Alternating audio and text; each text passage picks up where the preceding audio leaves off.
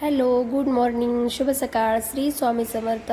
तर मग मी आज तुमच्यासोबत शेअर करणार आहे की श्री स्वामी समर्थ प्रकट दिनाच्या दिवशी मी श्री स्वामी समर्थांची पूजा कशी केली व घरच्या घरी छोटीशी पूजा केलेली आहे. तर ही सर्व डिटेल्स मी आज तुमच्यासोबत शेअर करणार आहे. मला असं वाटतं की बऱ्याच जणांनी आपल्या घरी श्री स्वामी समर्थांची पूजा आराधना वगैरे केली असणार आहे. तसंच मी सुद्धा माझ्या घरी स्वामींची छोटीशी पूजा केली, जपमाळ वगैरे या गोष्टी केल्या. तर कशा पद्धतीने केल्या व मी आजचा उपवास वगैरे काय केलं या सर्व गोष्टी मी तुमच्यासोबत आजच्या ह्या छोट्याशा व्लॉगमध्ये शेअर करणार आहे. तर सगळ्यात अगोदर मी सकाळी उठली, फ्रेश झाली, केस वगैरे धुतले आणि व घर स्वच्छ केलं. सगळ्यात महत्त्वाचं आणि बऱ्याच ठिकाणी किंवा बऱ्याच स्वामीच्या थॉट्समध्ये सुद्धा लिहिलेलं आहे की आपल्याला जर कुठलीही स्वामींची सेवा करायची असेल किंवा आपल्या घरात पूजा वगैरे करायची असेल तर अगोदर आपलं घर स्वच्छ ठेवायचं आणि नंतर बाकी गोष्टी करायच्या. तसंच मी सुद्धा सकाळी लवकर उठून पोर्च बाहेरचं आणि सर्व घराचा उंबरठा सगळं स्वच्छ पुसून क्लीन करून घेतलं. आणि नंतर मग आता मी घेतले आहे उंबरठ्याचं पूजन करायला हळदीचं लेपन आणि रांगोळी काढण्यासाठी. त्यासाठी मी जे साहित्य लागणार आहे ते घेऊन सरळ बाहेर आली आणि छान असं उंबरठ्याला हळदीचं लेपन केलं. जसं की मी अगोदरच्या व्हिडिओमध्ये सुद्धा तुमच्यासोबत शेअर केलेलंच आहे की मी दर गुरुवारी उंबरठ्यावर हळदीचं लेपन करतेच. रेग्युलर जरी माझ्याकडून त्या गोष्टी नाही झाल्या तर मी गुरुवारी का होईना नक्कीच करते. ज्याच्याकडून शक्य आहे त्यांनी दररोजसुद्धा आपल्या उंबरठ्यावर हळदीचं लेपन करायला पाहिजे, ज्याने आपल्या घरात पॉझिटिव्ह एनर्जी निर्माण होते. अगोदर आपल्याला परत एकदा उंबरठा थोडंसं पाणी टाकून अशा पद्धतीने स्वच्छ करून घ्यायचं आहे आणि नंतर हळदीमध्ये किंचित पाणी किंवा गुलाबजल मिक्स करून ते हळद पाणी किंवा हळद गुलाबजलचं जे मिक्सचर आहे ते आपल्याला उंबरठ्यावर टाकून व्यवस्थित त्याचं लेपन आपल्या उंबरठ्याला करायचं आहे. आणि जसं की मी अगोदरही तुम्हाला म्हटलं त्याचनुसार आपण दररोज जरी नाही झालं तर कुठल्याही सणाला किंवा आता स्वामी प्रकट दिन आहे, रामनवमी आहे, गुढीपाडवा आहे, अशा गोष्टींना, होळीला, सणावाराला आपण नक्कीच आपल्या उंबरठ्याचं वगैरे पूजन केलं पाहिजे. तर अशा पद्धतीने मी सगळीकडे छान असं हळदीचं लेपन करून घेतलं आणि नंतर त्यावर कुंकामध्ये थोडंसं पाणी मिसळून कुंकवानी सेंटरला एक स्वस्तिक काढून घ्यायचं आहे आपल्याला आणि साईडला हळदी आणि कुमकुम लावून घ्यायची आहे. असं म्हटलं जातं की आपल्या दरवाजामध्ये लक्ष्मीचा वास असतो. तर कुठलीही पूजा करायच्या अगोदर आपण सकाळी उठल्यानंतर आपल्या दरवाजाची पूजा केली पाहिजे, जेणेकरून आपल्या घरावर लक्ष्मीचा नक्कीच कृपा राहील. आणि जिथून आपली लक्ष्मी येणार आहे ती जागा नक्कीच आपण स्वच्छ ठेवली पाहिजे. ते म्हणजे आपल्या घराचा बाहेरचा दरवाजा आणि पोर्च. जर तेच स्वच्छ नसेल तर मग आपल्यालाही छान फील होणार नाही आणि आपल्या घरात जे कोणी येईल त्यांनासुद्धा. तर हे सर्व करून लेपन वगैरे करून मी छान अशी बाहेर रांगोळी काढून घेतली सिंपल. आज बरीचशी गडबड होती, परत उपवास वगैरे होता, सगळ्या गोष्टी हँडल होणार नाहीत म्हणून आज सिंपल अशी मी रांगोळी काढून घेतली. त्यात थोडेसे कलरही भरून घेतले आणि फटाफट मी पूजाला तयार झाले. तर तुम्ही पाहू शकता एक 5 ते 10 मिनिटाचं हे काम असतं, तरीसुद्धा आपण कंटाळा करत असतो. तुम्हीच काय, मी सुद्धा बऱ्याच वेळा मला ज्याच्याने ह्या गोष्टी होत नाहीत. रांगोळी वगैरे काढून मी सरळ देवघराकडे आली आणि देवघरामध्ये आता मला माझी सकाळची देवपूजा करून झालेली होती. आता फक्त स्वामींची पूजा राहिली होती. तर श्री स्वामी समर्थांच्या प्रकट दिनाच्या दिवशी पूजेचं जे काही साहित्य लागणार आहे या सर्व गोष्टीचा डिटेल व्हिडिओ मी यूट्यूबवर अपलोड केलेलाच होता. आय होप तुम्ही तो नक्कीच पाहिला असेल आणि तो व्हिडिओ पाहून तुम्हाला नक्कीच बरीचशी पूजेसाठी हेल्प झाली असेल. आजच्या दिवशी मी स्वामींसाठी काय काय साहित्य घेतलं ते सुद्धा मी तुमच्यासोबत शेअर करणार आहे. तर नैवेद्यामध्ये मी घेतलेलं आहे खडी साखर, द्राक्ष आणि जे काही तुमच्याकडे अवेलेबल असेल ते फळं, दूध किंवा हे सुद्धा गोष्टी तुम्ही नैवेद्यासाठी ठेवू शकतात. आणि मी पूजा लवकर केली त्यामुळे माझ्या बाकी तर तयाऱ्या झाल्या नाहीत. आजचा मी उपवास ठेवलेला आहे. जर तुम्हीही उपवास ठेवला असेल तर तुम्ही साबुदाणा वगैरे नक्कीच नैवेद्यासाठी ठेवू शकतात. आणि रात्री उपवास सोडताना आपण आपल्याला जेवण करण्यासाठी जे काही आहार बनवलेला आहे किंवा जेवण बनवलेलं आहे, वरणपोळी, भात किंवा पुरणपोळी, अशी कुठलीही गोष्ट जी आपण आजच्या जेवणामध्ये उपवास सोडण्यासाठी बनवली आहे ती आपण नैवेद्य म्हणून नक्कीच स्वामींना ठेवू शकतो. नंतर आपल्याला एक पाट ठेवायचा आहे ज्या पाटावर आपण स्वामींची पूजा करणार आहोत. आणि छोटीशी अशी माझी सकाळी रांगोळी काढायची राहिली होती म्हणून मी घाईमध्ये छोटीशी रांगोळी काढून घेतली. तुम्ही पाहू शकतात दरवेळी मी गुरुवारी शुक्रवारी वारानुसार माझ्याकडून जशा होतील तशा रांगोळी काढायचा प्रयत्न करते, पण आज कामाच्या घाईमुळे मला ते जमलं नाही. आणि आता आपण पूजेला सुरुवात करूयात. पाठावर आपल्याला लाल कलरचं वस्त्र अंथरून घ्यायचं आहे किंवा चुनरी कुठलंही, किंवा आपण एक कोरा ब्लाऊज पीस सुद्धा अंथरून घेऊ शकतो. नंतर त्यावर आपल्याला छोटा पाट स्थापन करून घ्यायचा आहे. या पाटाविषयी मी अगोदर सुद्धा तुम्हाला सांगितलं होतं की माझी स्वामींची मूर्ती थोडीशी छोटी असल्यामुळे मोठ्या पाटावर खूप छोटी दिसतीये, म्हणून मी हा छोटासा पाट मुद्दाम स्वामींची मूर्ती ठेवण्यासाठी घेतलेला आहे. तुम्ही पाहू शकतात तो पाट आणि एक त्रिमूर्ती आणि स्वामींचा फोटो आहे, तो सुद्धा मी तिथे स्थानापन्न करून घेतलेला आहे. आता आपण स्वामींना अभिषेक घालून घेऊयात. तर आपल्याला स्वामींचा अगोदर पाण्याने आणि नंतर पंचामृताने असा अभिषेक घालायचा आहे. आणि जसं की मी तुम्हाला अगोदर म्हटलं त्यानुसार सगळ्या गोष्टी तर मी स्थापन करून घेतल्या. तर मी तुम्हाला जसं म्हटलं, सगळ्यात अगोदर आपल्याला करायची आहे निरंजनाची पूजा. त्यासाठी मी निरंजनाखाली टाकलेले आहेत तांदूळ. निरंजन म्हणजे दिवा. नंतर त्यावर दिवा ठेवला. दिव्याची पूजा करण्यासाठी त्याला अगोदर हळदी कुंकुम लावलं, नंतर स्वतःच्या डोक्याला हळदी कुंकुम लावून घेतलं. आणि आता आपल्याला दिवा लावून पूजेला सुरुवात करायची आहे. जसं की मी अगोदर सुद्धा तुम्हाला म्हटलं की छोट्यात छोटी किंवा मोठ्यात मोठी कुठलीही पूजा असली तरीही अगोदर दिवा लावायचा आणि नंतर कुठल्याही पूजेला सुरुवात करायची. चतुर्थी असो, स्वामी समर्थाचं उपवास असो, गुरुवार असो, एकादशी असो, विठ्ठलांची पूजा, कुठलीही पूजा तुम्हाला करायची असेल तर अगोदर निरंजनाला नमस्कार करून नंतर आपल्याला पूजाला सुरुवात करायची आहे.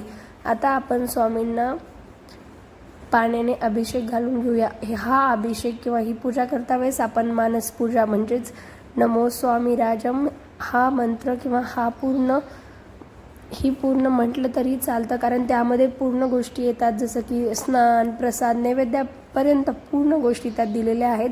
म्हणून मानस पूजा किंवा सरळ श्री स्वामी समर्थ, श्री स्वामी समर्थ म्हणून आपण स्वामींची पूजा अभिषेक करू शकतो. अभिषेक करताना पंचामृत आपल्याला 5 वेळा स्वामींच्या डोक्यावर टाकायचे आहे. 5 किंवा 7 वेळा आपण टाकू शकतो. अशा पद्धतीने स्वामींना छान पंचामृताने आपल्याला अभिषेक घालायचा आहे. आणि अगोदर पाण्याने, नंतर पंचामृताने आणि परत पाण्याने असा आपल्याला स्वामींचा अभिषेक करून घ्यायचा आहे. हा अभिषेक पूजा करता वेळेस आपल्याला सारखं स्वामीचं नामस्मरण करायचं आहे. किंवा मानसपूजा जर मुखपाठ नसेल तर ॲटलिस्ट फोनमध्ये मानसपूजा लावून, मानसपूजेचं खूप महत्त्व आहे. आणि त्या पूजेमध्ये स्वामींच्या स्नानापासून तर नैवेद्यापर्यंत बऱ्याचशा गोष्टींचा उल्लेख आहे. त्यामुळे प्रत्येकाने आपल्या घरामध्ये ॲटलिस्ट सकाळी मानसपूजा लावून नक्कीच ठेवली पाहिजे. आणि तुम्ही एक्सपिरियन्स करा. माझ्या घरी दररोज मी स्वयंपाक करता वेळेस मानसपूजा लावते आणि मला खूप जास्त प्रसन्न वाटतं. स्वामींचा अभिषेक करून झाला की आपल्याला स्वामींची मूर्ती पाटावर स्थानापन्न करून घ्यायची आहे आणि नंतर स्वामींना नमस्कार करून घ्यायचा आहे. आता आपण स्वामींना चंदनाचा गंध लावून घेऊयात. स्वामींना चंदनाचा गंध खूप जास्त आवडतो, त्यामुळे स्वामींना चंदनाचा गंध लावून घेऊयात. आणि नंतर फूल वगैरे स्वामींच्या चरणावर अर्पण करून घेऊयात.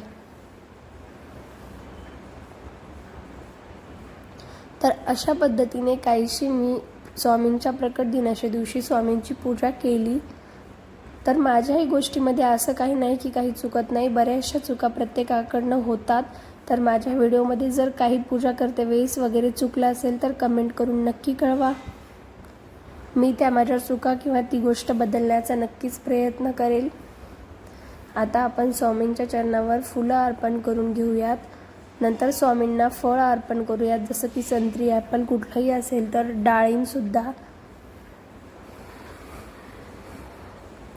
अर्पण करून घ्यायचं आहे आपल्याला. आणि जसं की मी तुम्हाला अगोदरसुद्धा म्हटलं होतं की आजच्या दिवस जेवढ्या बायकाच्यांनी होईल तेवढ्यांनी नक्कीच उपवास करावा. स्वामींचं दिवसभर होईल तेवढं नामस्मरण करावं आणि कुठल्याही जवळच्या स्वामी मठामध्ये जाऊन नक्कीच दर्शन करायचं आहे. मी अगोदरसुद्धा तुम्हाला म्हटलं होतं, जसं अवेलेबल होईल तसा वेळ काढून तुम्ही स्वामी मठामध्ये जाऊन आज नक्कीच दर्शन करायला पाहिजे. आणि हे सुद्धा म्हटलेलं आहे की आपल्याला आजच्या दिवशी जर पूर्ण अध्याय वाचन करणं नाही झाले तरीही 14वा अध्याय आपल्याला नक्कीच गुरुचरित्राचा आजच्या दिवशी वाचायचा आहे।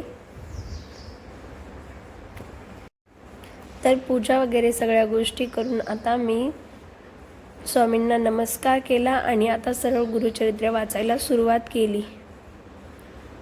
आणि खरंच आजच्या दिवस इतका चांगला आणि प्रसन्न गेला, खूप छान वाटलं। आणि परत गुरुचरित्र वगैरे वाचून सुद्धा आज मी दिवसभर उपवास केला आणि रात्रीच्या वेळेलाच उपवास सोडला होता।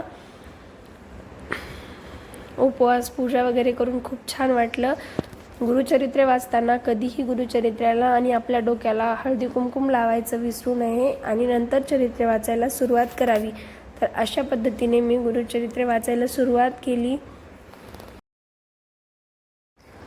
अशा पद्धतीने मी गुरुचरित्र वाचून घेतले आणि तुम्ही पाहू शकतात अगदी सिंपल आणि छोटीशी पूजा होती, पण खरंच खूप छान वाटलं। आणि प्रत्येकाने स्वामी प्रकट दिनाच्या दिवशी अशा पद्धतीने उपवास, गुरुचरित्राचं पठण आणि या गोष्टी नक्कीच केल्या पाहिजे असे मला वाटते। अगदी काही अवघड सुद्धा नाहीये आणि असंही नाही की स्पेसिफिक वाराला किंवा प्रकट दिनाच्या दिवशीच आपण हे करायला पाहिजे। जेव्हा आपल्याला वेळ भेटेल तेव्हा आपण नक्कीच गुरुचरित्राचं पठण करायला पाहिजे। आपल्याला जर एवढाच वेळ नसेल तर आपण दुपारच्या टायमांना सुद्धा नक्कीच ह्या गोष्टी करू शकतो असं मला वाटतं। नंतर आपल्याला स्वामींना धूप द्यायचा आहे। मी अगोदर सुद्धा म्हटलं होतं की स्वामींना धूप खूप आवडतो आणि मला सुद्धा धूप खूप आवडते। घरामध्ये आपल्या घरातील निगेटिव्ह एनर्जी निघून जाते आणि धूप दिल्यानंतर मी स्वामींची आरती केली। मी अगोदर सुद्धा तुम्हाला म्हटलं होतं की जर सकाळी लवकर तुमची पूजा झाली असेल तर सकाळी एक वेळेस आणि रात्री एक वेळेस अशी 2 वेळा आपल्याला श्री स्वामी समर्थाची आरती करायची आहे। कारण आपल्या घरातील बरेचसे कामाला जे असतात ते कामाला गेलेले असतात किंवा जॉबला वगैरे, घरात सगळेजण एकाच ठिकाणी असतील असं नसतं। त्यामुळे आपल्याला 2 टाईम स्वामींची आरती करायची आहे। नंतर खडी साखरेचा, द्राक्षाचा नैवेद्य स्वामींना अर्पण करायचा आहे। पाणी ठेवायचं आहे स्वामींना छान असं। तुम्ही पाहू शकतात अशा पद्धतीने मी स्वामींना खडीसाखर आणि द्राक्षाचा नैवेद्य ठेवला। नंतर आपण जे काही खातोल साबुदाणा वगैरे आपण तेही ठेवायचं आहे। आपल्या डोक्याला छान आरती घ्यायची, नंतर स्वामींना नमस्कार करून स्वामींचे आभार मानायचे आपल्या सगळ्या गोष्टीमध्ये साथ देण्यासाठी व आपल्या संकटामध्ये असंच नेहमी स्वामी माझ्या पाठीशी उभे राहा आणि तर अशी होती माझी आजची स्वामी प्रकट दिनानिमित्त छोटीशी पूजा आणि ही पूजा करून मला खूप जास्त छान आणि प्रसन्न वाटलं। खरंच आजचा दिवस खूप जास्त चांगला होता। सकाळ पण सुरुवात खूप छान झाली। सकाळी लवकर उठून सगळं घर वगैरे स्वच्छ करून नंतर स्वामीची छान अशी पूजा केली, गुरुचरित्राचं पठण केलं, जपमाळ केली।